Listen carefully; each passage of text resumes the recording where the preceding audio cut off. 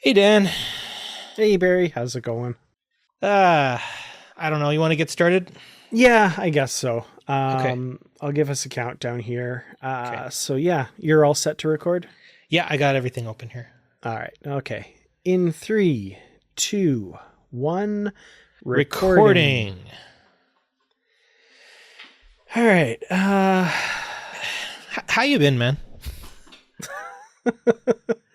Loaded question. I mean, I woke up today, getting ready to record with you. Yeah. Gonna talk about Star Trek. I don't even remember what our topic this week is. This is ridiculous. Honestly, hold on. I'm looking in here to see what we got. I'm not seeing anything. I think I might have saved it in the wrong place. I don't know. My head is all over the place because, of course, first thing I do, and this is really unhealthy. Yeah. First thing I do is I open Twitter when Yeah. I get, or Twitter, whatever the hell it's supposed to be called Yeah, these whatever days. they call it here. I don't know. I'm assuming you've seen like everything that happened in the US last night, right? Like have you seen some of this? Yeah, I've been watching. I've honestly been up since I think I woke up at about 5 this morning.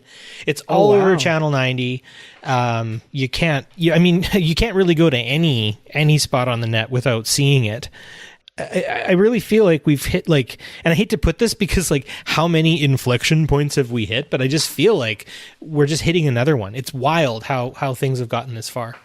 Yeah, it's absolutely insane. So you said Channel 90. Yeah. Is that kind of where It seems to be where they're getting the most, I would say, authentic reporting. Like, you're not getting script changes halfway through, or, they come back and recap and now they're completely missing out stuff. Like, it just seems a lot more raw. Right. Yeah, I'll see if I can switch over my net access to that. I'm just seeing reposts of stuff and all of this, but yeah, I guess that's where all the original stuff's coming out of San Francisco. Is that kind of where it started? Yeah, that's where Channel 90's out of. Okay. Wow.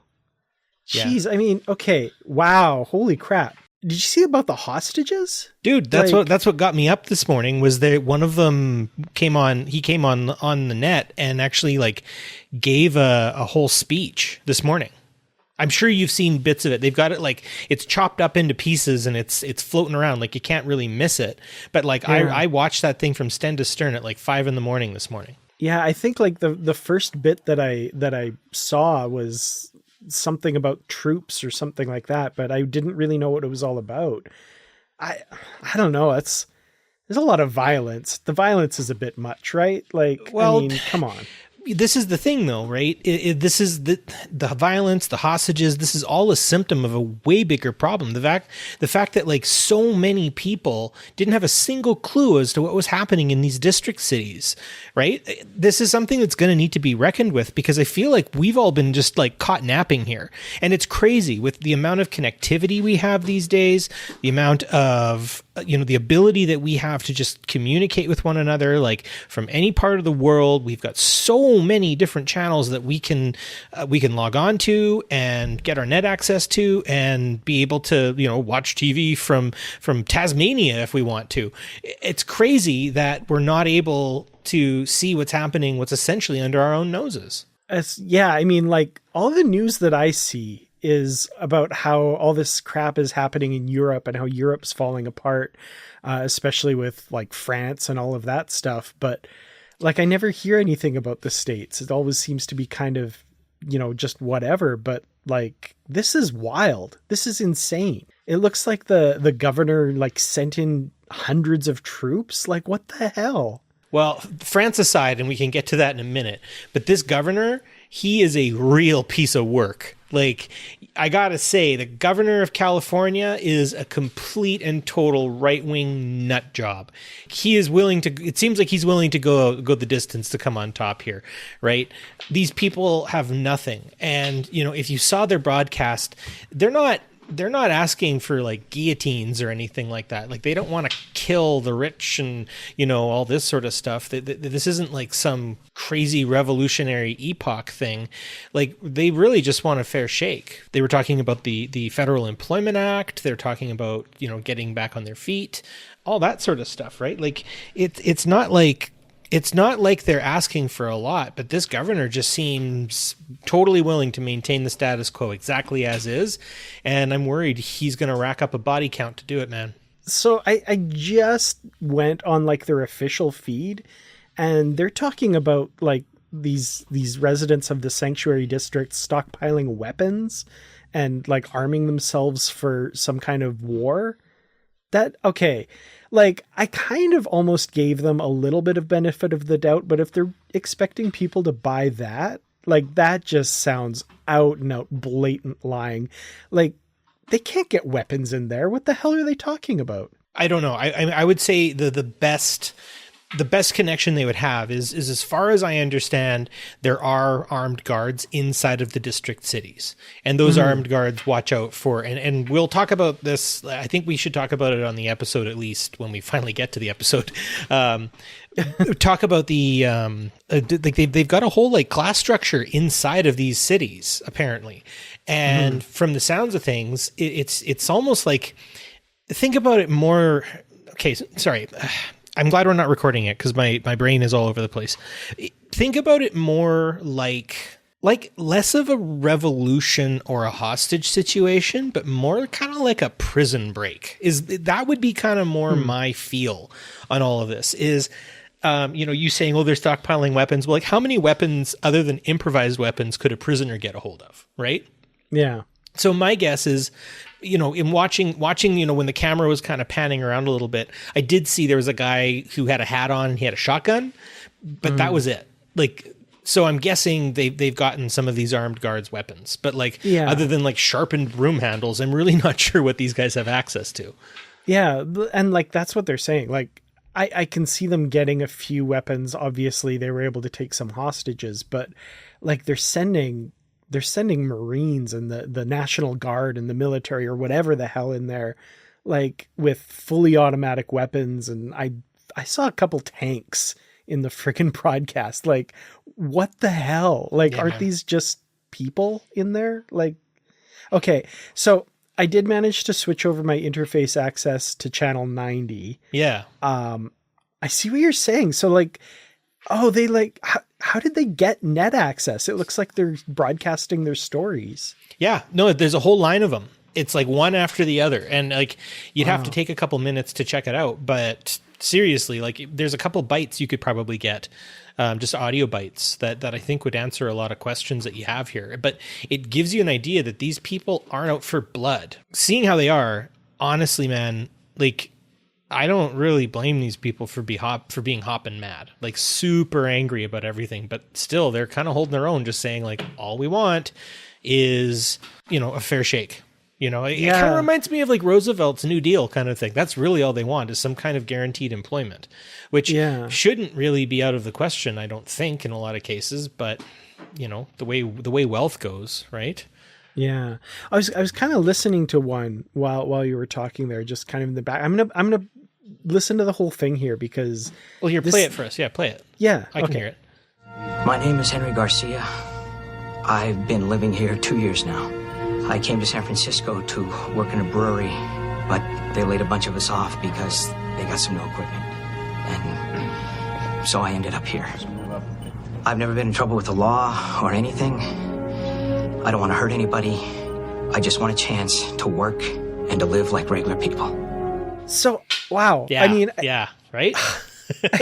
It kind of blows my mind. The guy just sounds like a regular everyday guy that I've met before. I don't know. I was talking with somebody a while ago about this and kind of trying to put it together in my mind. And like, some poor schmuck, any one of us out there can have like a bad month, or hell, in a lot of cases, especially with the economy the way it is, we could have a bad week.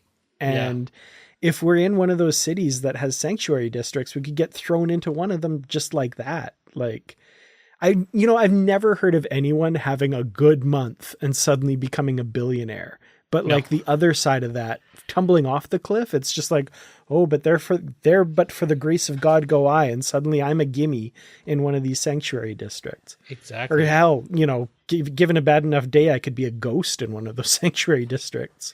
Well, it depends on how bad things get for you, right? I think this really does underscore the fact that we've got way more in common with people in these sanctuary cities than we have in common with like the owner of Channel 90. What's his name? Brynner, Chris Yeah, Brynner. I yeah, think? Chris. Yeah. I don't know. He's another one of these billionaires, right? But I mean, okay, I don't have a lot of love for any of these billionaires, but at the very least, it seems like he's got some chops for actually sticking his neck out and going above the censors and actually broadcasting this, because I have seen this on no other channel whatsoever.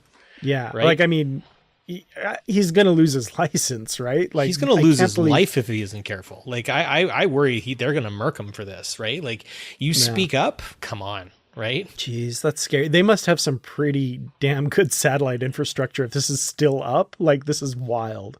Well, I mean, the guy's loaded, right? Yeah, so I'm guessing he's got some satellite. I mean, who knows? He could be like Elon Musk or something, and have his own satellite system or something, right? Like, who knows? But you know, kind of what you're getting at here is, I have heard, and again, some of these people are popping on here and them saying that, you know, they got out of a sanctuary city, but the reason why they wound up in was because they lost their ID. Like literally they got pickpocketed or something, and they weren't able to get into their, you know, they weren't able to get net access or anything. So they had to go to one of these offices, wound up in line for 2 or 3 days. And then all of a sudden they're in a sanctuary city waiting for their ID to show up. And now they're in like a freaking food line, they're saying. Like food lines, man. Like, we've gotten to the point of food lines in some of these cases. Like I've lost my ID before. Like what the hell? Well, that's wild. We're on the north part. We're on the northern end of the border, I guess. Like things aren't quite as bad here. I mean, I say this with a grain of salt,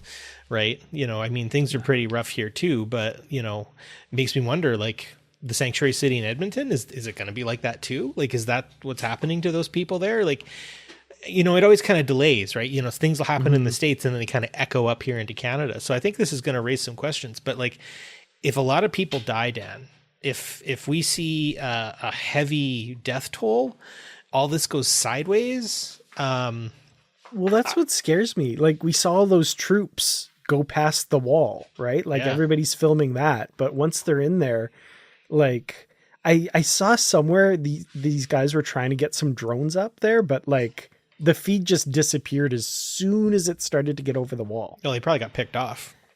That's wild. Yeah. Like they have snipers targeting drones, so nobody knows what's going on in there. Let me put it this way. If they have snipers targeting drones, they probably got snipers targeting people, right? Like, and you know, Channel 90 aside, what do you think? Like, do you think this is happening in other cities then? Well, it kind of sounds like it. And again, like they're trying to keep this all quiet and on the down low, but like, you know, you go to certain corners of Reddit and, you know, channel 47, right? Yeah, I mean, 47. Yeah, I try not to go on 47, Don't but go like, on 47. Oh God. What are you thinking? Sometimes it's good to find out some of the stuff, and like, it looks like stuff is happening in other cities, and like, the other big cities, that's a given, right? Like New York, Chicago, there's going to be like these kind of knock-on effects. But like, I'm seeing stuff out of like Dayton, Ohio and stuff. These places that like, I don't know why these smaller places even have sanctuary districts to begin with. And the fact that you mention Edmonton's sanctuary district as well. Like, I remember when they were introducing those in Canada and said they were kind of doing this US style thing as a pilot project. Like, well, Alberta certainly does, right? We always have to follow suit with the States. Jumped on that right away, of course. But I was really like, just about everything this government does, I was kind of worried about it at first, but like I started reading about it and they talk up all these, you know, job programs and work study programs to kind of get people back on their feet. So like they talk about that kind of stuff anyway. So, I mean, that's got to be kind of a good thing, right? Well, think about okay. I want to ask you this straight up and you got to answer me. We're not recording yet. So just answer me this question. Would you be okay with yourself if you wound up in a sanctuary city right now? How would you feel? I mean, that's it right there, isn't it? Yeah. Jeez. Well, because they're the reserve force of labor, right? Yeah. They as much as these sanctuary cities come off as these nice places, they're like homeless shelters of the past, right? Where ultimately these people are a reserve force of labor. They are a warning for the workers like you and me to stay working, keep working those long hours, toe the line. Don't try anything silly because you'll wind up there. And it is, it's a way to house those who are quote unquote not useful. And honestly, like, what makes them not useful, right? Is it their personal choices? Like, I just don't buy it anymore. This financial literacy stuff that they go over and say, we'll teach you how to work properly. Like, do you honestly think it has to do with the person not being able to work properly? Is that ultimately why they're in the bind they're in? No, it has a lot to do with how they're born. It has to do, obviously there's certain ethnic issues within our country in the United States where people don't get as much of a fair shake if they're not white, like straight up, right? We see these systemic issues and they funnel these people into these sanctuary cities and they house them there indefinitely from the looks of things. Like, some of these people talking are articulate. They're clearly organized if they're able to take hostages and not blow everyone's heads off, I guess. Like, these aren't animals, just clawing for the next bit of food or some cash or something. These people are humans, right? They're people. And systemic issues. That's what this boils down to. It's all systemic. Yeah. I guess probably the job placement stuff is pretty much BS anyway, I guess. Probably. Given all the stories that are coming out of the ones in the US anyway. And I can't imagine the ones here in Canada are much different. It's got to change, right? Though, will this change things? I hope, right? Something good's got to come out of this. I hope so, and I'm glad you're being optimistic. I would say, think about this Gabriel Bell guy that people are talking about. I'm sure you've seen his name up in the feeds. He hasn't really done much speaking, outwardly, but there's a lot of people who are parlaying and relaying what he's had to say. That guy Webb who came on there, right? It seems like Bell and Webb are kind of the masterminds of this, right? And they're just average dudes, right? Like, they don't, there's nothing that sets them apart from anyone else in a lot of ways, But I've heard rumors that if it wasn't for them, right, these two kind of organized guys, that the ghosts would have made things completely violent. But I mean, that again begs the question, right? Like, are ghosts inherently violent? Are they actually this bad? Again, ghosts are just people who, don't fit into the sanctuary district as well. Well, yeah, you're right. How well would you or I fit in? But my big point here is one or two leaders, if they die, what then? What happens if Webb and Bell both die? Right? Yeah. And I worry that there's no real organization to any of this. And if that's the case, could this get as big as George Floyd? And if it does, as much as I think the Black Lives Matter movement really is so incredibly important, and it was an essential inflection point for organizing, for solidarity, for standing up against systemic violence, I mean, I can't say that it ever matured into any sort of solid movement that was able to actually grasp and hold on to power, right? Which is, and if that doesn't happen, then you're always going to get forces that are going to infiltrate. They're always going to co-opt, all that sort of stuff. Yeah. If you look at the net, the hashtag Gabriel Bell is trending right now. And I don't know. Yeah, it seems like he's kind of becoming the face of this a little bit. Yeah. But I'm still seeing the hundreds of troops that the governor sent in, right? And I haven't heard anything really about that. There's been people trickling out every once in a while, but I don't know. I think about how many people were there when we caught glimpses of it with the broadcasts on Channel 90. The number of people coming out of there is not equaling that. No. I don't know what's going on, and it scares the hell out of me. So what if Bell and Webb didn't make it out of there? The two faces we've seen, the ones that are kind of gathering and all this momentum and stuff, that's going to be a huge PR nightmare for the government. And it could be, maybe things change from that. I don't know. I mean, I hope they're okay, because honestly, it sounds like the movement down there in the US needs people like them to lead them and galvanize them. You're absolutely right. But I mean, I think it could come from any group, because we got this whole class within a class aspect happening inside of these cities where, we found out that there's dims, gimmies, and ghosts, right? Dims are people who aren't going to get anywhere. I would imagine they probably have undiagnosed social emotional issues or something along those lines. It's hard to say, right? A very ableist phase, a very ableist phrase, right? Calling someone a dim, like, oh my goodness.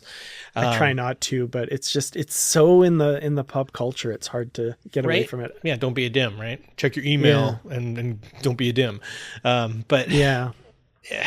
But and then you've got your gimmies, and then you got your ghosts, right? And ghosts are scary, right? And just the idea of it, right? The name is so clear in of itself, but it begs the question of how we got here, because it seems to have happened all through our society, right? It's just floated into our lexicon, probably through the net, right? Are we really that dense, to use a similar term here, that there are just dims, gimmies, and ghosts in there, right? These people are the product of their circumstances, right? Material conditions shape a person, and we can never, ever separate ourselves from that, right? We individualize something systemic by naming these people and categorizing them this way. Yeah. So I mean, just to quickly recap that point, if Webb and Bell don't get out of there, and honestly, given the way the governor's been acting, I'm guessing they are public enemy number one at this point. Who's to say, right? If maybe someone else might take that mantle up from any of those three little subclasses. Yeah. I honestly think, like, if they are killed or something like that happens, I mean, it shouldn't just be down to a couple lives, but of course that is the face of it, right? There's probably going to be hundreds of people killed, if we're being honest, given the track record of the people involved and stuff. But can you imagine if there's like footage of, this is gonna upend the United States as we know it. I mean, I said the same thing about George Floyd, but I guess that's true. That's the question, right? Like, how worried are you that things are really going to pop off? And what, I hate to use the term, but like, any hope that you have, like, what's your worst or best case scenario, Dan? What do you think?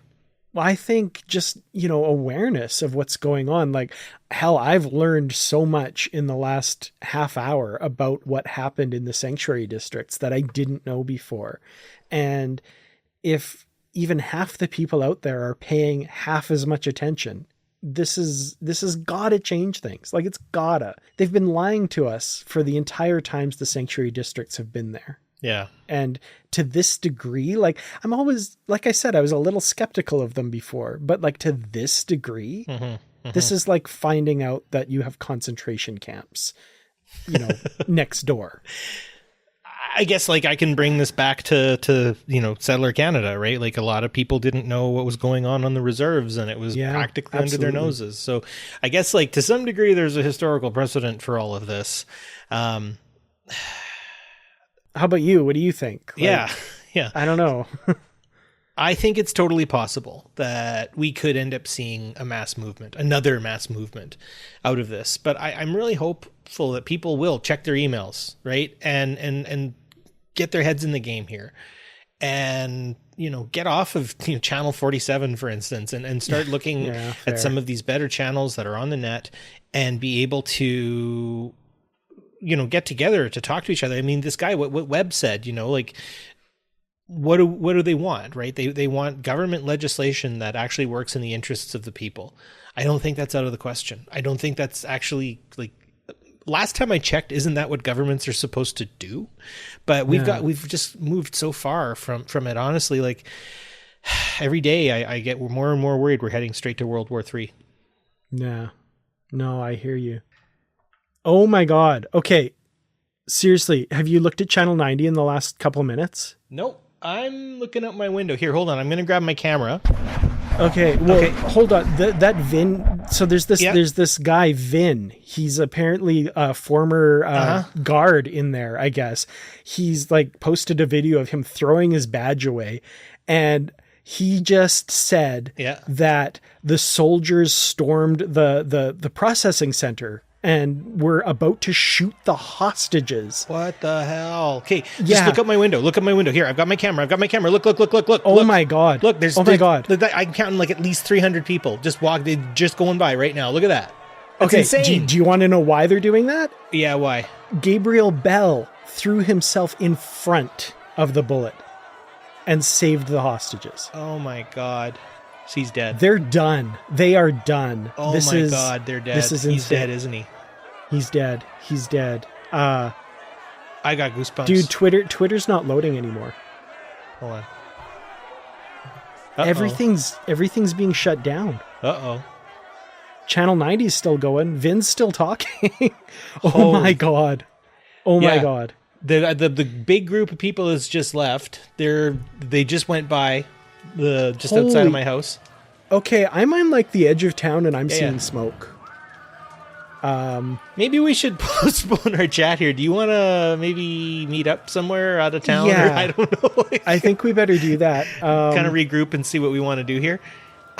I guess half of the people were paying half attention. It sounds like. Yeah, let's hope. My God. Let's hope something comes out of this. Well, okay, I'm gonna get my shoes on and I'm gonna grab my car keys, and once I reach a terminal, I'll tell you where I'm at. All right, awesome. I'm glad Zoom's still working. So Yeah, right. Okay, talk to you soon. All right, bye.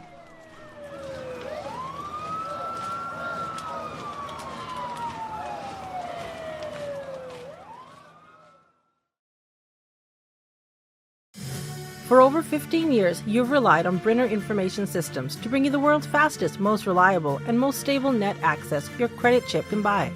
Now, Chris Brynner is bringing you the next generation of net interface with the all-new Voyager Personal Net Access device.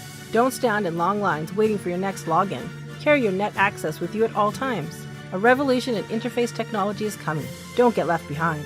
Visit Brynner Information Systems on Channel 90 for more information. Positively Trek comes to you each week thanks to the efforts of our amazing Patreon members, including our Constitution class supporters Joyce Marin and Paul D. Kinnear. If you'd like to help support the show, simply visit patreon.com/positivelytrek. Join at any level to get early access to ad-free episodes and exclusive content. For higher tiers, we offer shoutouts, associate producer credits, and more. We appreciate each and every one of our listeners. Thank you so much for listening to this week's episode. Live long and prosper. Well, that was fun, wasn't it? Yeah, that was... I don't know. Fun is an interesting word. I got into that. I felt... Me too. I got tingly. Yeah, especially at the end there. No. So, dear listener, obviously we were pretending that it was August 30th, September 1st, 2024 in Deep Space Nine land rather than actual land. So hopefully you caught on there, or else if you're still listening, thank you for hanging on in your confusion. I don't know what to say there. Just War of the Worlds you? I hope not. Yeah, right. The following is a work of fiction. Or the preceding was a work of fiction. Right? Yeah. We should have started with that. Whoops. Maybe this is the work of fiction. No. So we're talking about past tense today, and obviously there's been so many different, like, I have seen a lot of people posting, because I'm in Star Trek spheres, Gabriel Bell, the Bell Riots. I can't even say that I haven't done that a little bit from time to time too, because it is 2024 and this is when it was supposed to happen. Using that analog, who here listening, and you can put your hand up and Dan and I will look out and see whose hand is up, just like Romper Room or something. Who here felt like there are some connections to now that they could potentially make? How close were the writers to actually getting it right, and do the comparisons people are making to past tense parts 1 and 2 live up to the actual content of the episode? So what I want to do here is maybe lead a conversation with Dan, and for y'all to listen and weigh in on our Facebook page and wherever else on the net. Is what did this episode get wrong or did not foresee per se? What did they get right-ish? And then what things have yet to come to pass? And I think we can probably sort of tie up our little vignette that we did with some conversation linking things to now, because there is a lot that's happening right now. Honestly, I do feel like the writers did have something going here. What about you, Dan? Yeah, well, it really is in a lot of ways. I mean, once you strip away kind of the embellishments and the little anachronistic things. It was made in 1995. I mean, you know, they got a lot right. I think socially and politically, a lot of that felt very, the closer we got to 2024, the more that episode, whenever it came up in my rewatches, kind of felt just a little bit more prescient. Yeah. So yeah, there's a lot there. And especially, I really like that you brought up George Floyd.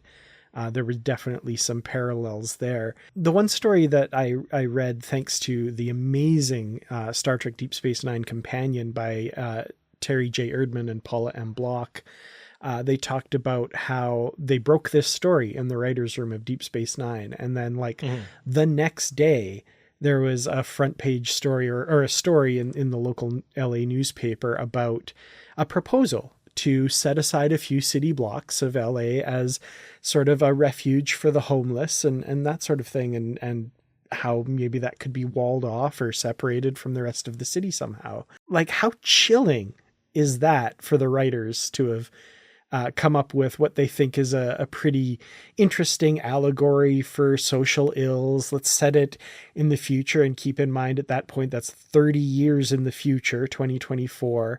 And no, actually, it's just happening now on your doorstep in the city in which this show is filmed. That blows my mind. Honestly, man, like, I guess it's sort of like watching a seed germinate to some degree, right? Is I think all the ingredients were there for what we see now in 1995. It's just it hadn't had time to mature and inflect, right? And, you know, bringing George Floyd into this, George Floyd did not willingly die. And he was not ready to die, and he did not want to die, and he did not deserve to die. Absolutely. He was murdered. He was absolutely, pardon my language, I almost swore, he was murdered. Yeah. And, you know, but it did actually create an inflection point where, you know, there were a lot of people who started to care on social media. And I think one of the reasons why we saw that summer of mass demonstrations and squaring off with the police is sort of like an inflection point that we can sort of relate to the Bell Riots a little bit, but it's part of a larger thing. And I want to talk a bit about that as we get into this conversation. You know, you and I, when we watched this, we got together and watched both episodes, which was a really great evening. It was a good night of broing out to some Star Wars, to some Star Trek. Goodness, cardinal sin, sir. Well, I've let a Freudian slip go. I usually consider Star Trek fans, I call them Star Wars bros. So anyways, love you all. Anyway, so yeah, let's get into this. You know, you and I watched it, and we did notice some things that we would say they did quote unquote get wrong. And I want to kind of, maybe as a bit of housekeeping, get this out of the way first, because I know, you know, as you'd sort of mentioned on one of our chats about this here, like, you know, as Star Trek fans, we can note the inaccuracies and idiosyncrasies and anachronisms, but just squint real hard and you can see right past it. You know, I think actually, before we get into this, have you ever seen Isaac Asimov's, he did a display way back in I think it would have been, I can't remember, but basically it was the 1890s and their predictions of what life would be like in the year 2000. If you Google it, you'll see it. It's like people racing seahorses and airplanes dropping off the mail, but they weren't totally wrong, right? Like kids with little helmets on their heads where a person's like grinding books and then they get turned into electricity. Yeah. You know, it's not quite the same, but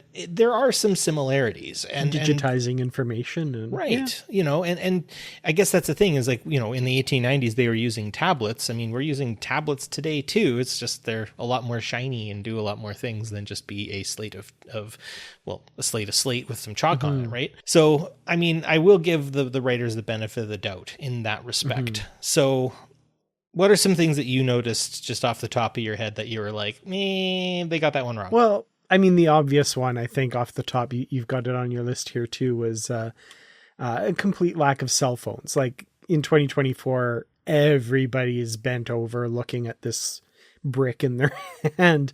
And I think there is one cell phone in the episode, and it's right towards the end. And it's the Detective Preston talking to the governor, I guess. But it's like a flip, like big brick Motorola type thing. Yeah. It's a chunky one. So that was interesting. And I mean, 1990, it's one of those things where I thought about it later and I was like, cell phones weren't unknown in 1995. And you would think you would see like a proliferation of them going forward, but it felt like that was almost a conscious decision where they said like whatever they're using is going to be probably not look like nothing that we would have here in 1995.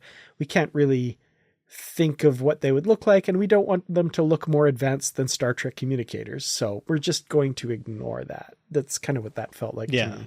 That's fair. And I think that's a good way of putting it, right? Like, I've always loved the fact that in Chinese, cell phone is dianhua haoma, which is hand computer. And I think that actually is a pretty good word for it, right? Is we don't really have phones. We misname them if we just call them a phone, because they have flashlights and calculators and personal recording devices, and you can watch movies and play video games and talk to your mom and do all of that in about 15 minutes, right? Like think about the percentage of time using your smartphone that you actually use it as a phone, and by that I mean up to your ear talking to somebody on the other line. Exactly. Maybe 0.01% of the time if you're talking about me. Yeah. Well, exactly. I mean, other than calling you today, I really haven't used my phone for its actual purpose. So, yeah, me neither. Yeah. My one was, it's pretty cool, but it sounds like they started using Celsius in the Star Trek version of 2024 in the United States, which to our American listeners, it's only a matter of time.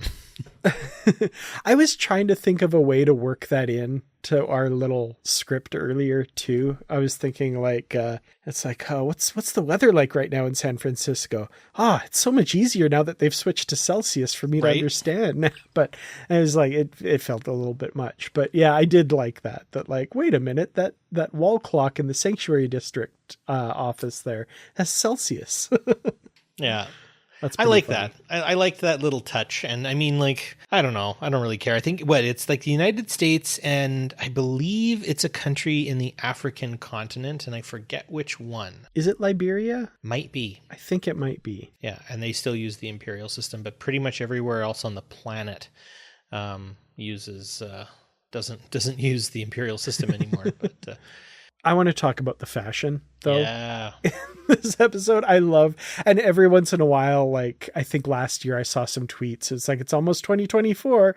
Everyone got to start dressing like this. And, picture of Chris Brynner with his asymmetrical suit jacket and the weird kind of like, not a necktie, just like a kind of ribbon around his neck, basically. Yeah. Interesting fashion. Yeah. I kind of liked it. Jadzia was a little on the steampunk end of things, I found. She a little bit.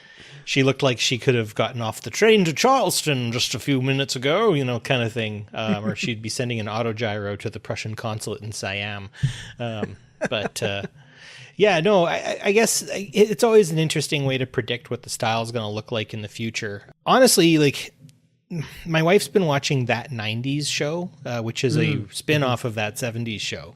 And even with That 70s Show, they're all nostalgically wearing clothes and stuff like that. But for me, I don't really see a difference.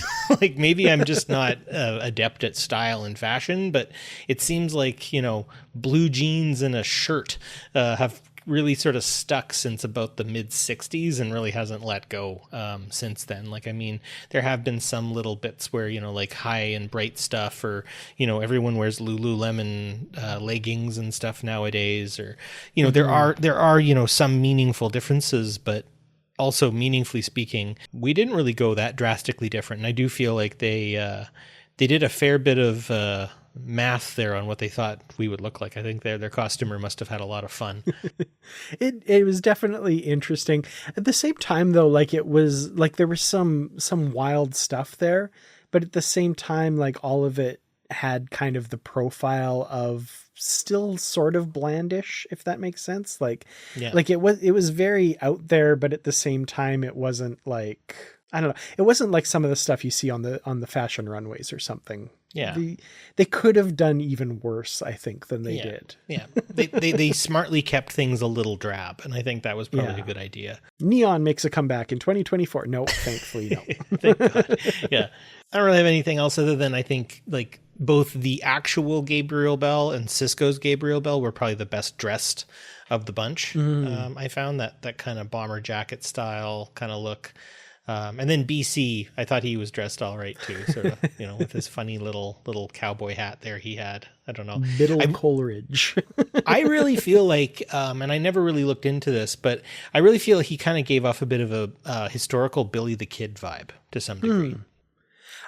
This rewatch, this time around, I was really impressed with him. I don't know, like, he'd always had a presence in that episode, but like that actor was burying himself in that part and really did a masterful job in it's a role that could have been really silly, but I think, and especially in part 2 with Jonathan Frakes directing, I really noticed they kind of played up the kind of quirkier aspects of his personality. Yeah. So he's playing a dangerous individual who, he's a product of his environment. So he's not completely to blame, but he's also like very dangerous and wants to kill someone.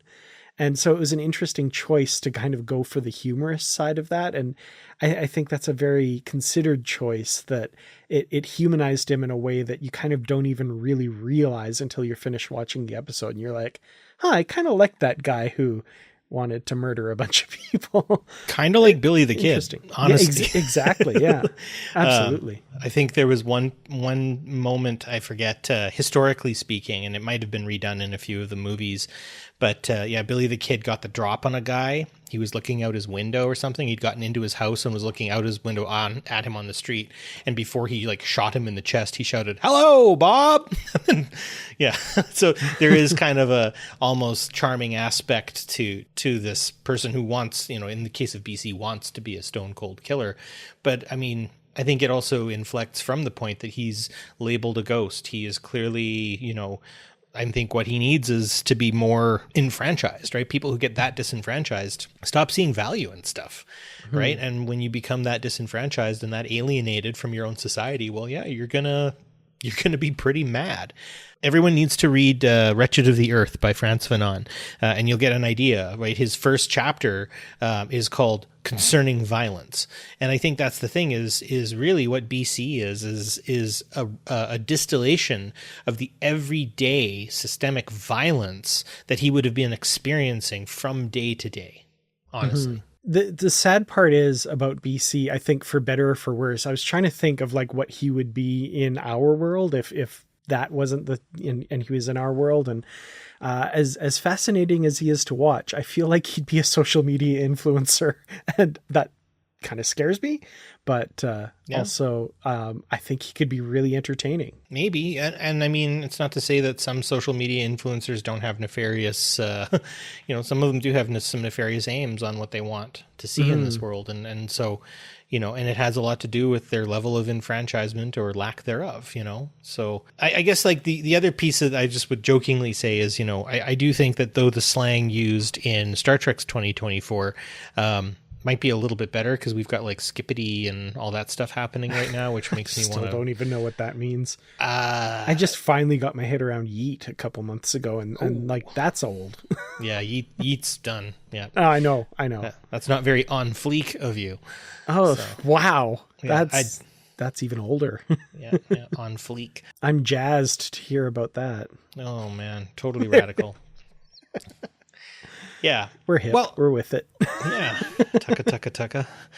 So, yeah, that's kind of there's more like the overcocking of shotguns. I don't know how, like if they're like pumping their guns like super soakers or something like that, or what the guns of 2024 were like. But I just feel like they'd be just discarding live unfired ammunition over and over again just to sound cool. I did find it interesting, and I didn't talk about this when we watched it, but when the troops storm the administration building, they have, semi-automatic weapons with laser scopes, but the sound they make is kind of this, it's almost a zap, almost like an ultra silenced Like it was an interesting, like a kind of thing, even though it's obvious they're meant to be firing bullets, but I guess the suppression is a lot different than what we have on our weapons these days. But that was an interesting choice too. Yeah, it's hard to say. I mean, I always think about The Expanse whenever I think about like kind of practical weaponry that we will probably see in the future.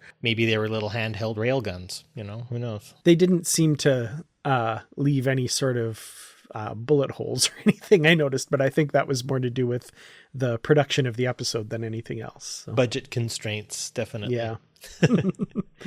So the things they got right, what would you say are some things that they definitely like nailed in terms of the future, and obviously like one thing I would say is the sanctuary city style itself. We don't really have those, but we have massive homeless encampments in practically every major city at this point. And I mean, I struggle to think that this is a good thing, I guess, that we can see them and we know they exist, which in this alternate reality of this future / present now that Deep Space Nine showed us, that was the big issue, is they were hidden away from everybody and they couldn't see them and didn't know that this problem existed. I guess it's almost telling that we can see the problem exists and we still don't seem to care just as the people in that alternate reality didn't seem to care. But yeah, the homeless issue is definitely something that is very present. Absolutely. And we can get more into this because I do have more to say, but I think it bears mentioning right now is, this is a pre 9/11 world that they wrote this in, that, we have seen shock after shock after shock after shock. And I could go on and I want to get into more of that in a minute here. But honestly, Dan, like, I think one of the biggest things is a lot of people are just simply overwhelmed by all of the things they're seeing all of the time, that it's easier to just retreat into whatever little echo chamber you like to be in and just sort of exist in that space and feel an artificial sense of comfort in that respect, which I'm sure must really alienate the people who are experiencing some of the things happening, both like in our neck of the woods and around the world. They don't have that privilege to be able to retreat from it. It's their lived reality. Absolutely. And jobs are hard to come by, right? With the economy and all. Yeah. And I think that is another piece of this is, we're seeing grocery prices continue to go up. We're here in Canada, just topical, the Teamsters union that runs our railway system has been locked out by the employer. And it's funny how on most social media platforms, everyone's saying they're on strike. And it's like, nope. Strike means the workers walk off the job. They were locked out. That means that basically what's happened, and really quickly in a nutshell for anyone who wants to know who doesn't, is essentially the Canadian National and the other railway, I forget their name, basically want to be able to move workers pretty much anywhere in Canada at a whim, tearing families apart in some cases. And they also want to be able to make these people work incredibly long, crazy, workers' rights violating hours to keep the trains running, because obviously they're trying to maximize profits. And how do you do that other than lowering employment? You always got to siphon from somewhere. It ain't going to be at the boardroom level, is it?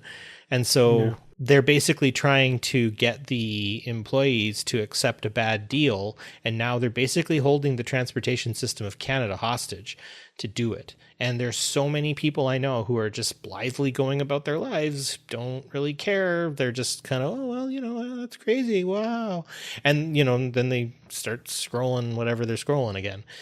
So, I think what the biggest thing they get wrong, and I guess maybe we should have kept this in the other piece of the conversation, is that people would be moved. Even with the whole George Floyd protest, I think a lot of curation has been done to social media at this point to make sure, there was that one black woman who was shot in her kitchen just recently by some cops, and she was goofing with them, like she was just having a laugh, because she was comfortable. She called them to come to her house and help her out because there was something, I forget what the context was, but literally the cops were there. She was the person who was asking them to come and help her. So she felt safe. She felt calm. She felt natural. And one little joke and they shot her in the head, man. But we're not seeing the same reaction this time around. We're not seeing the same rage, though we literally like witnessed a lynching. Same thing happened recently in Edmonton. A gentleman who I do believe was armed, he did have a knife, was standing in the street, wasn't posing any direct threat to anyone but himself, and he was killed in Edmonton just recently as well. And it was caught on someone's home camera, their like door camera or whatever. And again, there's really not any outrage about this. And it really was like, there was no need to kill him. There were so many other ways. Like I've seen, you know, in England, for instance, most police officers don't carry guns. And I'm not saying the police force in England are any better, but they have ways of disarming a person with a knife without hurting anybody. Why do we go immediately to shooting them dead immediately? Like it is kind of insane. So maybe that's one of the big differences, is we've kind of become a little desensitized. Yeah, kind of become a little. Yeah. Understatement of the millennium. Yeah. But yeah, absolutely. I think it is interesting to think of the context in which this episode was written, where they were kind of giving us a bit of the benefit of the doubt as far as what it would take to move us, what it would take to move that needle enough. And that's an interesting thing about this episode too, that, you know, it's a time travel story back to a point in history where hundreds of people were killed. And the mission isn't to save those people. The mission isn't to preserve those lives.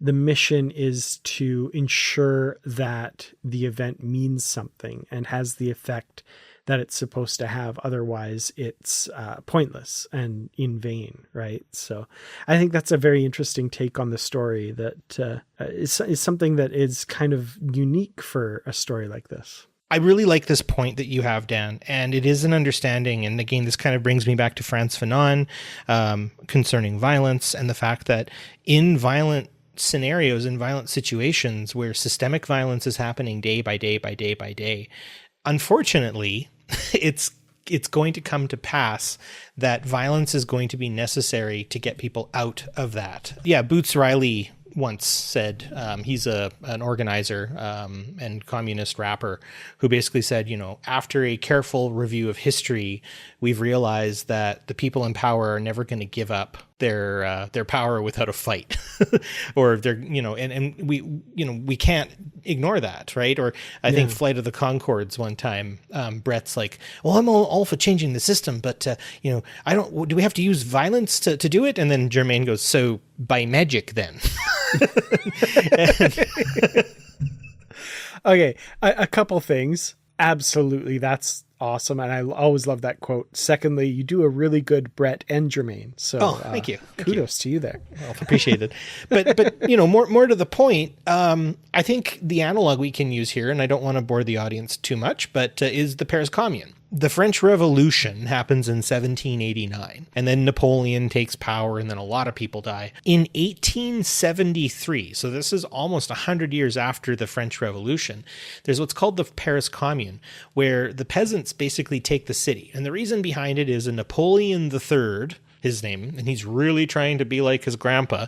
He declares war on the Prussians. He fights the Prussians and loses. Prussians are basically Germans. They surround Paris, take over most of France, and it's a debacle, right? And so the people of Paris realize the government isn't going to help them, and they basically, for a couple of months, take over Paris, and they do it by force. But they create citizens committees. They create what's called the Manifesto of the Paris Commune, and ultimately they organize themselves, and what ultimately destroys them is actually the French themselves. The army of Versailles, which is a nearby city next to France, headed by basically the political leader of France at the time of the Parliament. His name was Adolphe Thiers. He retakes Paris street by street, even though, you know, the people of the Paris Commune kind of turned it into like a Home Alone scenario where they were trying to, you know, create traps and funnel the forces and stuff like that. But Napoleon III had actually redesigned Paris to make sure that, you know, military action would be always in the benefit of those in real power. The end of the Paris Commune ends with a week called Bloody Week.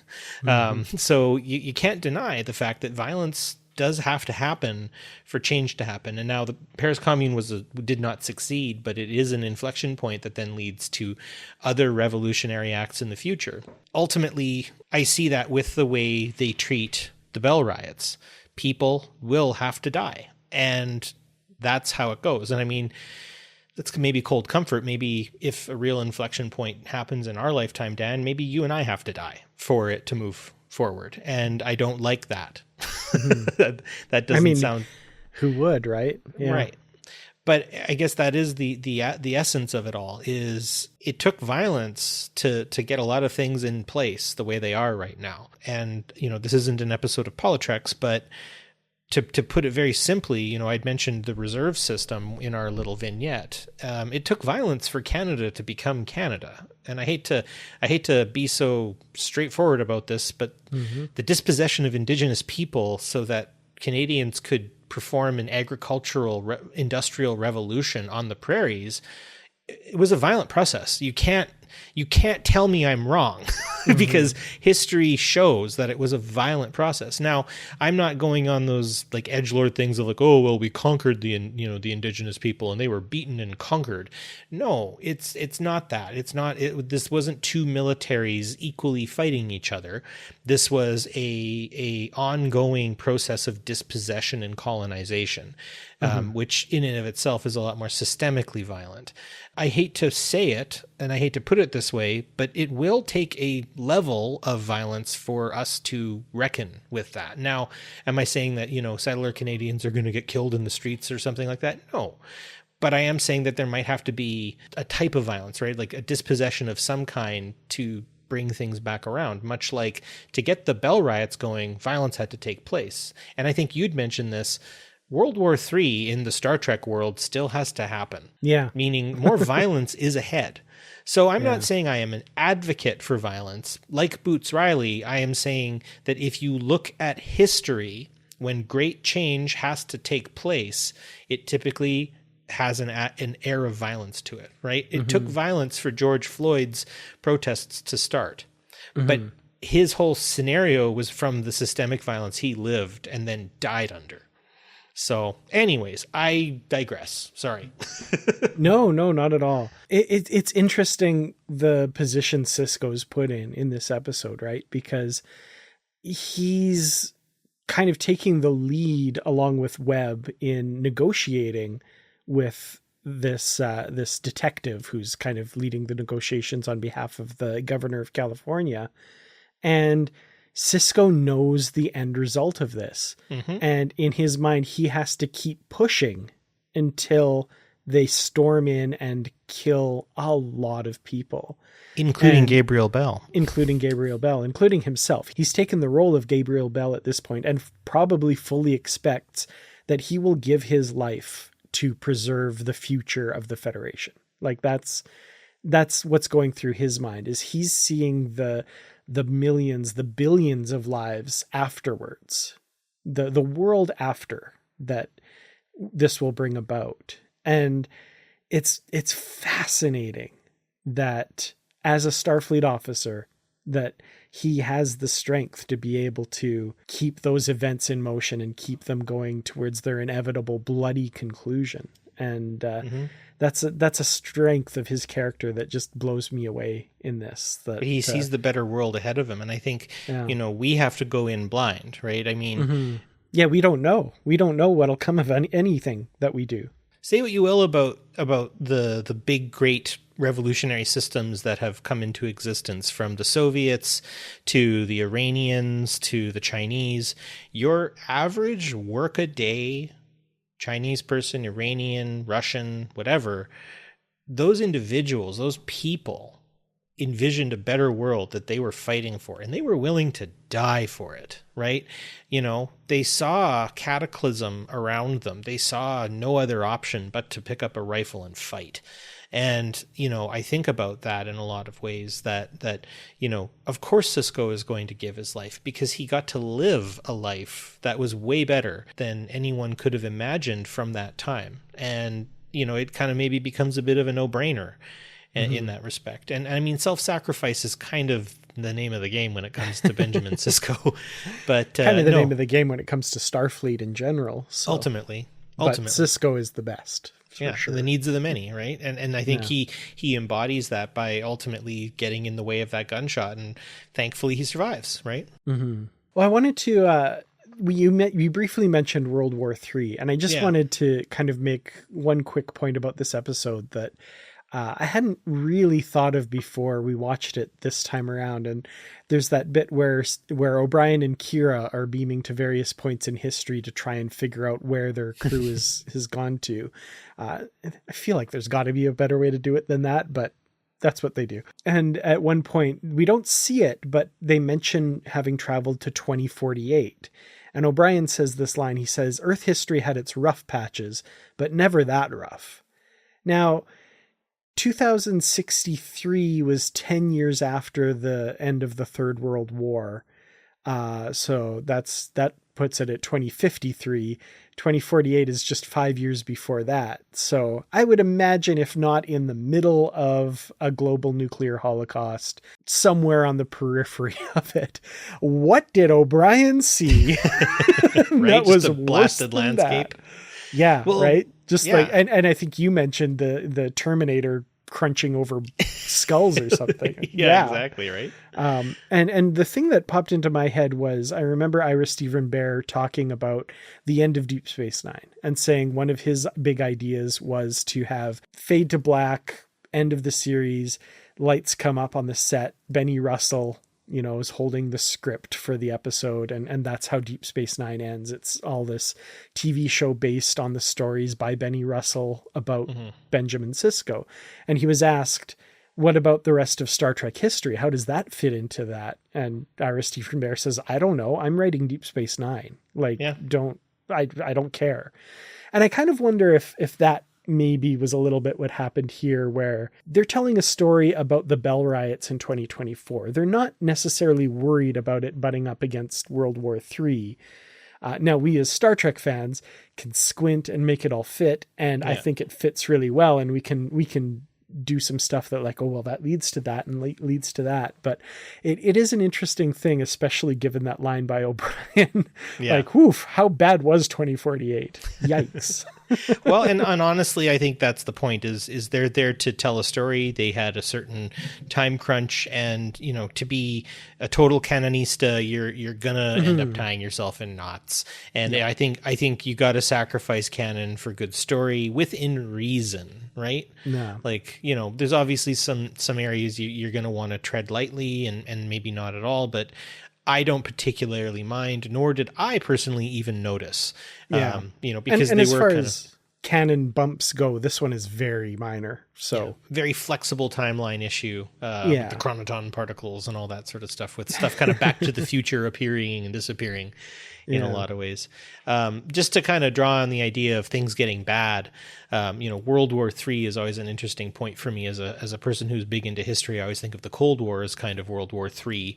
And then the whole Ukraine-Russia conflict right now is kind of like a mishmash of both the Cold War and kind of a LARP of World War II in some cases, because there are actually forces who are dressing up as Nazis and running around in the area, which is terrifying. And then you've got maybe World War IV is kind of like the war on terror with its complicating factors. But I think ultimately, the other issue about this that doesn't necessarily get brought up all of the time, save for the voyage home, is the environmental catastrophe that's also happening around us. Right. There are parts of the ocean right now that are as hot as a bathtub. There's coral bleaching happening, plastination. There's plastic in our bodies right now. We're seeing more wildfires, more carbon output than we ever have before. And it's hard to necessarily, be able to draw in all of that. And, myself, having a pretty deep connection to the crisis that's happening in Palestine, the genocide there. And I speak for myself. I don't want to pull anyone else into this, but again, the fact that nobody seems to be moved by what is a actual ongoing genocide is terrifying to me in a lot of ways. It's angering, it's alienating to see such wanton death and destruction. And don't talk to me about hostages or anything like that until you can account for some of the images that are being shown, and the fact that yes, there are hostages in Palestine, but there's 6 to 7 times as many in Israel right now as well. And we seem very unmoved by some of these things. And so for O'Brien to say, Earth had its rough patches, that's a little frightening to me, that he may have seen something even worse. But right now, I've been pretty exhausted. I'll be honest with you, Dan. Absolutely, yeah. I've been exhausted and frustrated. I have a friend who lives in Dar el Bella who is watching tanks hundreds of meters from his house right now, bulldozing, destroying, destruction. He's 22. He didn't vote for anyone. He's just a kid. He doesn't deserve this. So I think ultimately, as people are watching past tense, care about some things, it's hard. It's exhausting. It can really give you the blues. If we're truly trying to espouse the values of Starfleet, I'm not going to say that sometimes violence isn't necessary, but at the same time, recognize what you can recognize. When bad things happen, we've got to look at things in a more realistic way. You've got a quote here that I want you to bring up here, because I think this is my articulation point. So I'll give it away to you here, Dan.